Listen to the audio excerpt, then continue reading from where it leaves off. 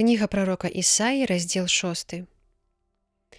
У год, у якім памёр цар Озія, бачыў я Господа, які сядзеў на высокім і паднятым пасадзе, а фрэнзлі яго шатаў запаўнялі святыню. Серафіны стаялі каля яго, кожны з іх меў па 6 крылаў. 2 закрываў аблічча сваё, а 2 закрываў ногі свае, а на 2 лятаў. І ўсклікаў адзін да аднаго і гаварыў: «Святы, святы, святы Господ Бог усімагутны, уся зямля поўная славы Тваёй».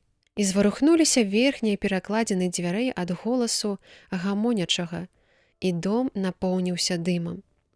Тады я сказаў: «Гора мне, я загінуў, бо я чалавек нячысты вуснамі, і жыву я сярод народа, які мае нячыстыя вусны, а вачамі сваімі бачыў валадара, Господа магуццяў».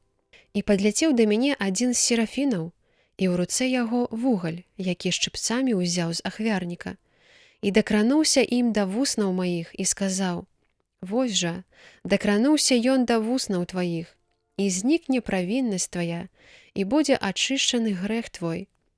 Прытым пачуў я голас Господаў, які казаў: «Каго маю паслаць? Ды хто ад нас пойдзе?» А я адказаў: «Вось я, пашлі мяне».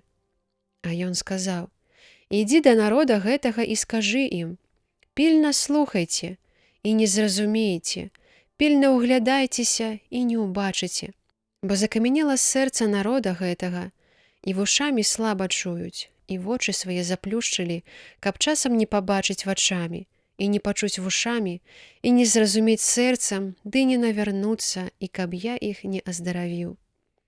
Тады я спытаў: «Як доўга, Господі?» Ён адказаў: «Пакуль не апусцеюць гарады без жыхароў і дом без чалавека, ды пакуль зямля зусім не апусцее. І далёка адкіне Господ людзей, і будзе вялікая пустэча пасярод краіны. І калі нават застанецца ў ёй 10-я частка, яна зноў будзе аддадзена на вынішчэнне. Як тэрыбеніт або як дуб, ад якіх, калі іх сякуць, штосьці трывалае застаецца. Святым насеннем будзе тое, што застанецца пасля яго».